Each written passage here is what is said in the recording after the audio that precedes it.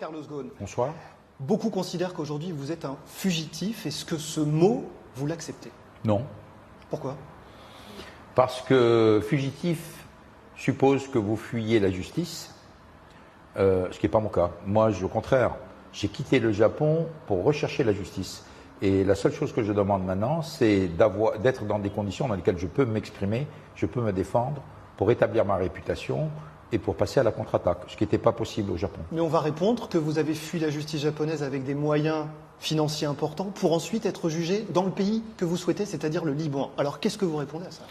Moi, je n'ai pas dit quel était le pays où je souhaitais être jugé. Moi, je suis prêt à être jugé dans n'importe quel pays dans lesquels il y a une justice, dans lesquels vous pouvez vous défendre, dans lesquels vous êtes à armes égales par rapport à l'attaque, ce qui n'était pas le cas au Japon. On me dit, et finalement, vous avez violé la loi pour sortir du Japon, certes, mais j'ai 10 cas de violation de la loi par les procureurs. Nous avons fait une demande de rejet basée sur 10 faits dans lesquels les procureurs ont violé la loi selon mes avocats. Personne n'en parle.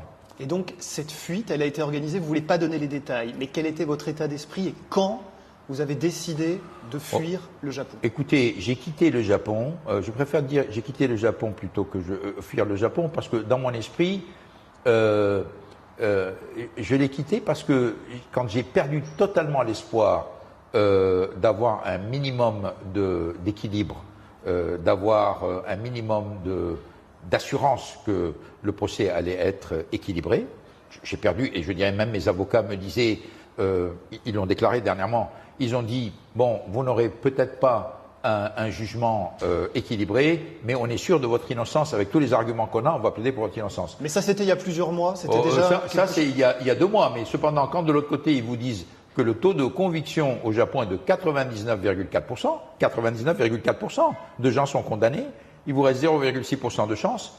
Alors ça, c'est en moyenne. Et la façon dont ils traitent les étrangers, moi je suis persuadé que pour les étrangers, c'est pas 99,4%, c'est bien plus élevé. Je vais donner quelques exemples sur la façon dont ça se passe. Nous ne comprenons rien aux traducteurs. Vous savez, il y a mon cas, il y a le cas de Greg Kelly. Nous ne comprenons rien aux traducteurs. Nous avons demandé de changer de traducteur, refusé. Donc le fait que nous ne comprenions pas ce qui se passait dans toutes les séances de préparation ne concernait pas du tout le juge. Nous avons demandé à ce qu'il y ait une fixation de la date de jugement, 13 mois après l'arrestation. Eh bien, toujours pas de date fixée. Nous avons demandé qu'il mène en simultané les jugements concernant les différentes accusations. Refusé. Enfin, je dirais, au bout d'un certain moment, vous avez des refus partout. Il n'y a aucune considération pour le fait que vous êtes étranger. Vous avez tout le monde qui vous dit, bah, écoutez, faites attention, les taux de conviction sont de 99,4%. Quand je demandais à mes avocats, est-ce que vous pouvez me donner un minimum d'assurance que je vais avoir un procès équitable? Ils m'ont dit, nous allons faire tout ce qui est en notre pouvoir pour le réaliser. Mais du côté du procureur, on répondait, le dossier est à charge, il est épais, on a plein de preuves et on est sûr de ce qu'on avance. Qu'est-ce qu'il vous disait à vous? C'est ce que le procureur... Nous avons reçu les premières preuves. Je vous ai montré quelques-unes.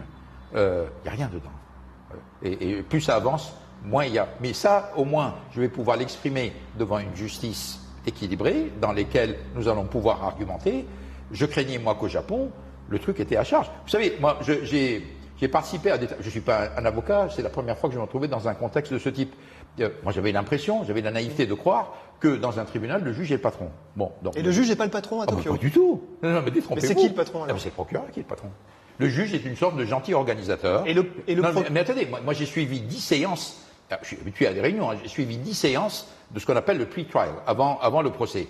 Vous avez les procureurs, vous avez la défense et vous avez le juge. Bon, le juge pose une question au procureur, il dit écoutez, je ne peux pas vous répondre aujourd'hui, je réponds la prochaine fois. Il dit il faudrait remettre des documents à telle date. Ils disent on va essayer. Quand la date arrive, ils ne donnent pas le document. Le juge leur demande pourquoi on n'a pas remis de document. On a beaucoup de boulot. Enfin, je dirais, tout est comme ça. Quand on a demandé qui a signé un accord avec vous, le plea bargain, qui a signé avec vous, ils refusent de répondre. Le juge ne les oblige pas à répondre. Carlos Ghosn, qui voulait vous abattre? Il y a quelques mois, quand on vous avait interviewé par Internet, vous disiez c'est un assassinat programmé. Alors, qui voulait vous tuer selon vous? Écoutez, vous avez Nissan d'un côté, hein, pas l'entreprise, hein, mais quelques individus à l'intérieur de Nissan, que j'ai nommés d'ailleurs. Vous avez les procureurs qui sont l'arme du crime, mais il y a aussi des membres de l'administration AB. Hein. Un mot, pour bien comprendre cette fuite, vous êtes dans quel état d'esprit quand vous le faites? Est-ce que vous avez peur d'échouer? Alors, vous parlez de quand j'ai quitté le Japon. Vous savez, je n'avais plus rien à perdre. J'avais plus rien à perdre. C'est-à-dire que devant la perspective de dire, j'ai pas de date fixée pour mon procès. Si le procès démarre, ça allait prendre 4 ou 5 ans. On m'interdit de voir mon épouse. On m'interdit de parler à certains de mes enfants. On me contrôle mes téléphones. J'ai pas le droit d'aller sur Internet. Je suis suivi tout le temps par des gens qui sont payés par Nissan. Totalement illégal. Nous avons protesté, tout le monde s'en fout. Au bout d'un certain moment, vous vous dites, mais finalement, vous êtes le dindon de la farce, quoi. J'étais le seul à essayer d'espérer que j'étais en face d'une justice à peu près équilibrée. Quand je me suis aperçu que tout ça s'était monté, je me dis, bon, il faut que je quitte. Effectivement, j'aurais échoué, ça aurait été désastreux. Mais il y avait une petite chance que je réussisse, je l'ai joué, et je suis très content d'avoir fait ce choix.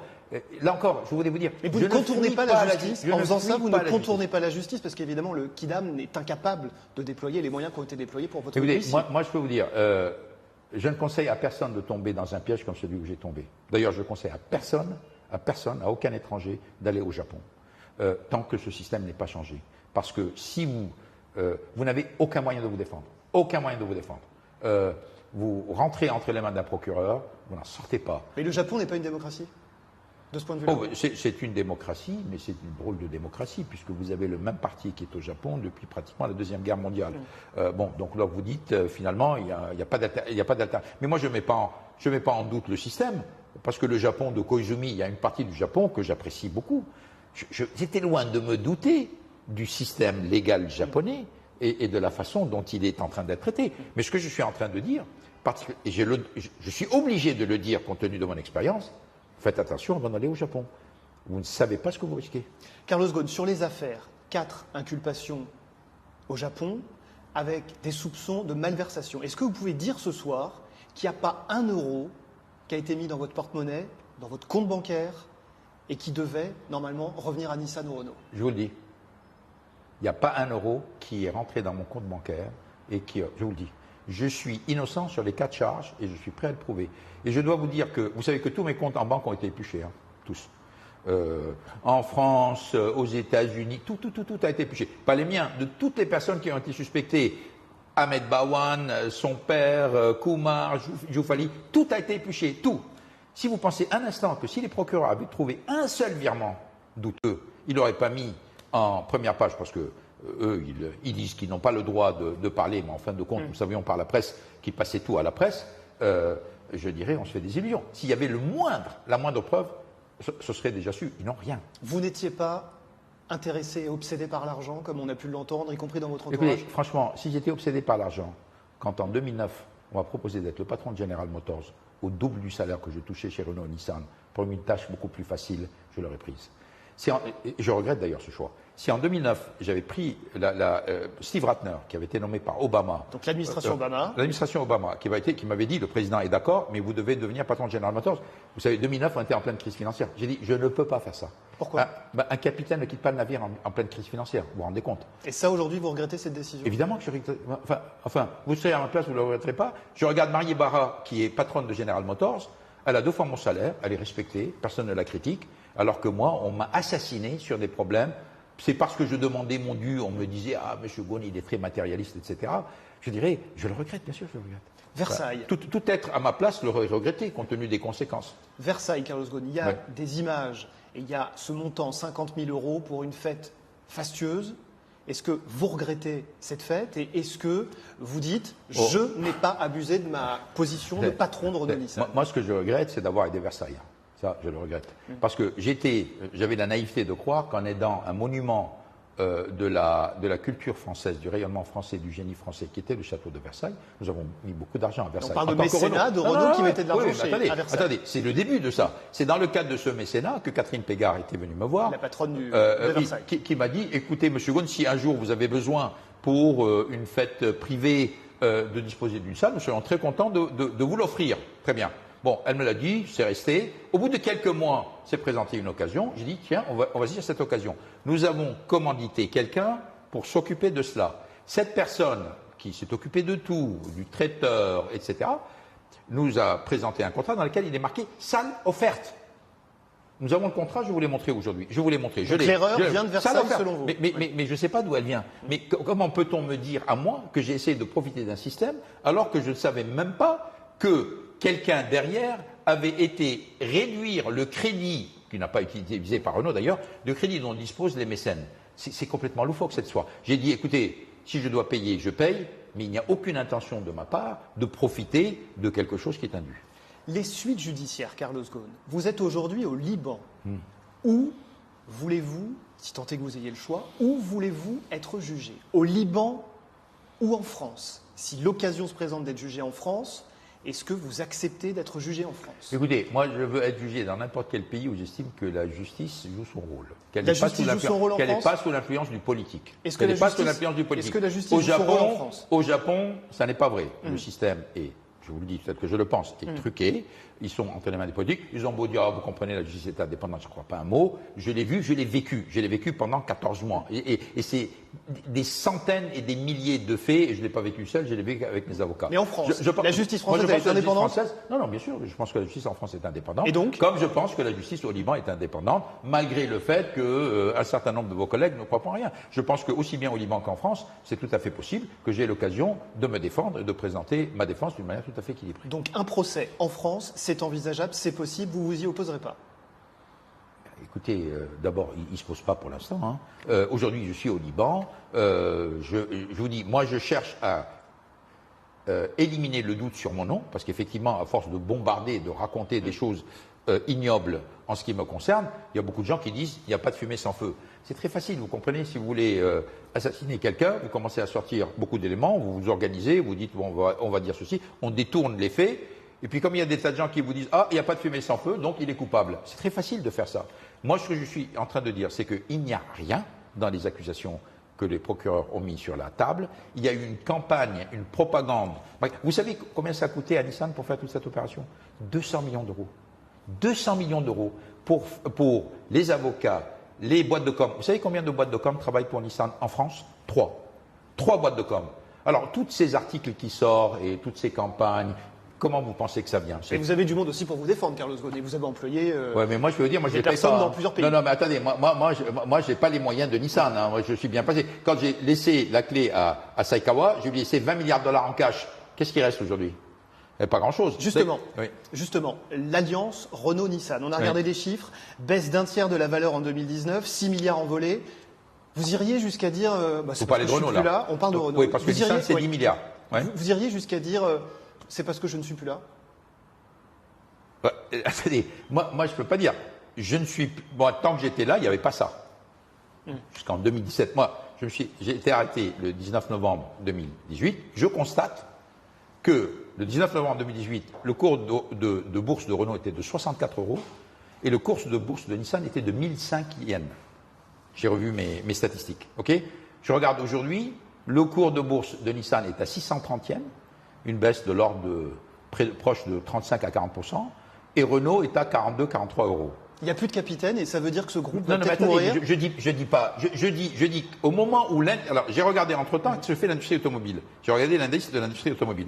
L'industrie automobile a augmenté de 12%, et pendant le même moment, Renault a baissé de plus de 30%, et Nissan a baissé de plus de 35%. Quelle est la conclusion? Non, mais attendez, monsieur, moi je suis un industriel. Hein. Moi je regarde des faits, je ne fais pas de la théorie. Je regarde ça, je dis, la capitalisation boursière, Renault a perdu 5,5 milliards d'euros en capitalisation boursière, dans une période où toutes les actions automobiles montaient. Nissan a perdu 10 milliards de dollars en capitalisation boursière au moment où toutes les capitalisations boursières augmentaient. Bon, quelle est votre conclusion? C'est à vous que je demande. Non, mais attendez, si vous avez une équipe qui perd tous ses matchs, est-ce que vous pouvez dire, c'est une superbe équipe? Et qu'est-ce que vous dites à l'équipe, les 200 000 collaborateurs de Renault qui aujourd'hui, quoi qu'il arrive, sont inquiets? Qu'est-ce que vous leur dites? Mais attendez, mais ils ont raison d'être inquiets. Mais quand vous êtes dans une entreprise où il n'y a plus de croissance, où les profits baissent, vous avez la capitalisation boursière qui baisse, le gars qui n'est pas inquiet, il est inconscient. C'est normal. Mais moi, j'ai vécu ça. On a eu des périodes difficiles. Et effectivement, j'étais aussi inquiet. Je rassurais les gens. Je parlais des plans, je parlais de la vision, je parlais des mesures qu'on allait en train de prendre. Aujourd'hui, la situation, moi, je suis actionnaire de Renault, je suis inquiet. On a l'impression que vous n'avez pas coupé le cordon avec Renault. Je n'ai pas, pardon? Coupé le cordon. Mais comment voulez-vous? J'étais patron de Renault pendant 13 ans. J'ai quitté Renault, j'ai pas eu un merci pour ce que j'ai fait. Pas un merci. Rien. On m'a traité comme quelqu'un. Alors, on m'a dit présomption d'innocence. présomption d'innocence. Mais en fait, tout le body language, c'est pas du tout présomption d'innocence. C'est je suis coupable. Vous voyez, c'est quand même, vous voyez, ce double langage dans lequel présomption d'innocence de notre côté, on vous traite comme si vous êtes coupable, ça c'est pas très clair. Ou bien on ne croit pas à la présomption d'innocence, et auquel cas il faut le dire, mais quand on croit à la présomption d'innocence, il faut être cohérent avec cette présomption d'innocence. Voilà. Donc moi, en tant qu'actionnaire de Renault, je suis inquiet parce que j'ai vu que les actions que j'ai, qui étaient à 65 € le 19 novembre, sont à 42-43 € aujourd'hui, alors que mon concurrent local a une situation tout à fait différente et que l'ensemble de la bourse a augmenté de 12%. Expliquez-moi ça, pourquoi? Vous avez été lâché par le gouvernement français, qu'on n'a pas beaucoup entendu pour vous soutenir en tout cas. Bon, ça c'est votre conclusion. Moi je sais qu'il y a eu beaucoup de démarches souterraines de la part du gouvernement français. Je déplore qu'elle n'ait pas abouti. Parce que finalement, les Japonais ont dit, vous comprenez, la justice est indépendante, nous on ne peut pas intervenir là-dessus. Bon, moi je ne crois pas un mot de cela. Ceci étant dit, c'est un fait qu'il n'y a rien eu. Et aujourd'hui, vous avez vu que les Japonais, leur réaction à ce qui s'est passé, c'est on va resserrer les contrôles. Et j'ai dit, en fait, moi je serais resté au Japon s'ils avaient une chance d'avoir un procès équilibré. On m'a interdit de voir mon épouse pendant 9 mois. Interdit de la voir. Alors j'ai dit pourquoi? On me dit, possibilité d'intervention vis-à-vis de témoins. Je dis, attends, mais j'ai pas besoin de ma femme pour faire ça. Si j'avais l'intention d'intervenir vis-à-vis de témoins, je peux le faire avec mes sœurs, avec mes enfants, avec mes amis. J'ai plein d'amis qui sont venus au Japon me rendre visite. Pourquoi ce focus? Pourquoi cette concentration sur mon épouse? Ça ne tient pas la mer. Les arguments qui présentaient étaient, à mon avis, des arguments de mauvaise foi. C'est des arguments dans lesquels, d'un côté, on vous présente des choses qui sont bonnes sur le papier, mais dans la réalité, ils sont en train de vous dire, on ne vous lâchera jamais. Est-ce que vous êtes seul aujourd'hui? Non. Qui est avec vous? Ma famille, j'ai des amis. Vous savez, malgré la propagande, mais atroce, qui a eu lieu au Japon, Nissan, procureur et une partie du gouvernement, je me baladais tout seul dans la rue. Alors évidemment, j'avais des gardes de corps qui n'étaient pas désirés.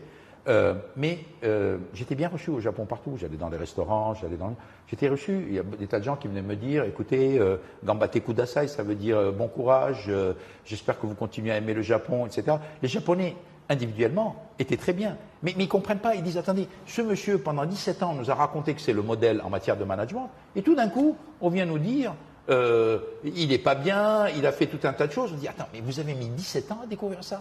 Toutes les analyses qui ont été faites, tous les bouquins qui ont été écrits, tous les cas d'école, toutes les universités, tous les gens qui sont venus enquêter, tous les gens qui sont partis à la retraite, il n'y en a pas un pour vous dire « Ah, c'était un sacré autocrate, il aimait beaucoup l'argent. » Ça ne tient pas la mer. Les gens ne comprennent pas. Il n'y a pas de bon sens derrière les attaques qui ont été faites. Dernière chose, quand vous regardez justement ce qui s'est passé ces derniers mois, est-ce que vous avez un regret et est-ce que ce regret vous ronge? Oh, j'en ai plein des regrets, vous savez. Quand je regarde derrière moi, c'est étonnant où j'ai pris des décisions que je n'aurais pas dû prendre. Au niveau industriel ou c'est l'homme qui parle? Déjà des nominations. Vous savez, des gens qui vous ont trahi ensuite? Oh oui, c'est évident. Alors que j'étais tout à fait correct avec eux. Et pas qu'au Japon d'ailleurs. Et pas qu'au Japon. Vous allez riposter? Non. Il n'y aura pas de plainte de votre part? Si. Non, attendez. Moi, je ne vais pas riposter. C'est pas une question de revanche. Je vais demander mes droits. Ça, c'est autre chose. Ça veut dire quoi? Ça veut dire porter plainte contre certains? S'il le faut, si quelqu'un ne vous donne pas vos droits, vous allez porter plainte contre lui. Ça, c'est normal. Donc ça arrivera. Mais bien sûr, j'ai été trahi par beaucoup de personnes, aussi bien chez Nissan que chez Renault. D'ailleurs, j'étais très déçu.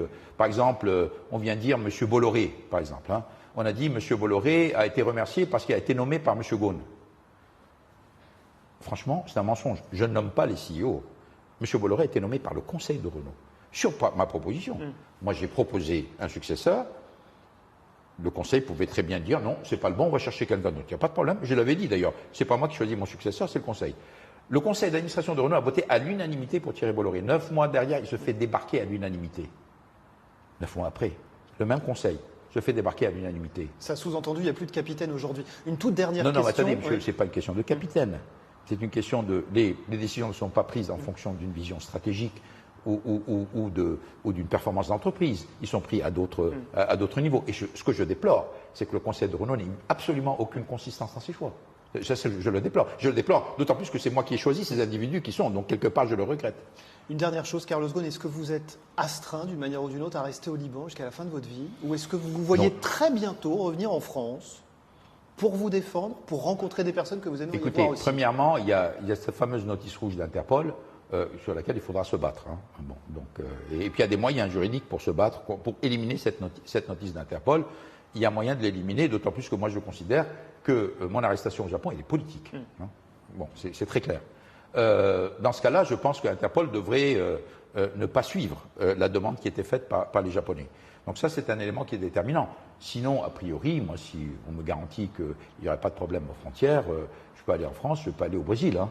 Ce sont 3 pays où il n'y a pas d'extradition de leurs citoyens. Donc la France, le Brésil et le Liban, il n'y a pas d'extradition de leurs citoyens. Donc a priori, si j'ai un problème, non, mais si j'ai un problème avec mon pays. J'ai pas un problème avec un pays étranger qui se fiche éperdument des conséquences d'un traitement qui est injuste. Très bien. Merci beaucoup, Carlos Ghosn. Merci à vous.